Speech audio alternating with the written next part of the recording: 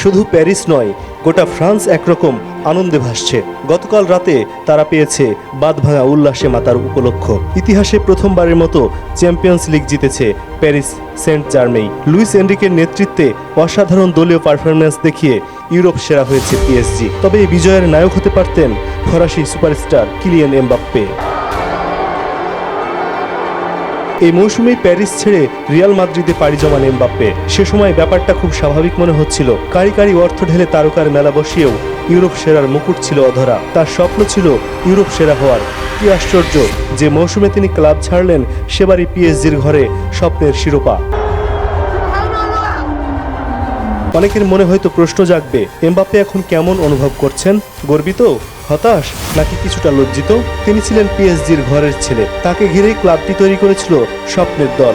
অথচ নেইমার, মেসির পর তিনিও ক্লাব ছেড়ে যান।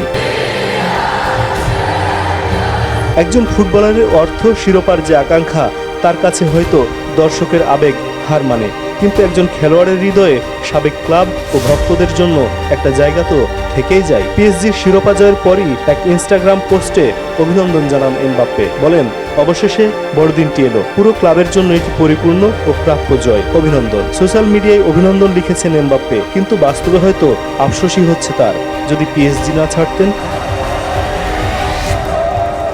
এমবাপ্পে যোগ দেওয়ার পর রিয়াল কাটিয়েছে হতাশার এক মৌসুম। 24-25 মৌসুমে শিরোপা শূন্য লস ব্লাঙ্কোসরা। না লা লিগা, না চ্যাম্পিয়ন্স লিগ। তাকে ফিরতে হয়েছে শূন্য ললাটে। ভক্তরা প্রশ্ন তুলেছেন, পিএসজি ছেড়ে সঠিক সিদ্ধান্ত নিয়েছেন তো এমবাপ্পে? ভুলে গেলে চলবে না, এমবাপ্পে শুধু খেলোয়াড়ই নন, তিনি একজন চ্যাম্পিয়ন।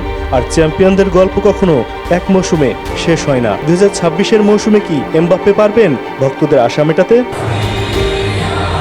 এস এম বাবু, সংবাদ মুহূর্ত।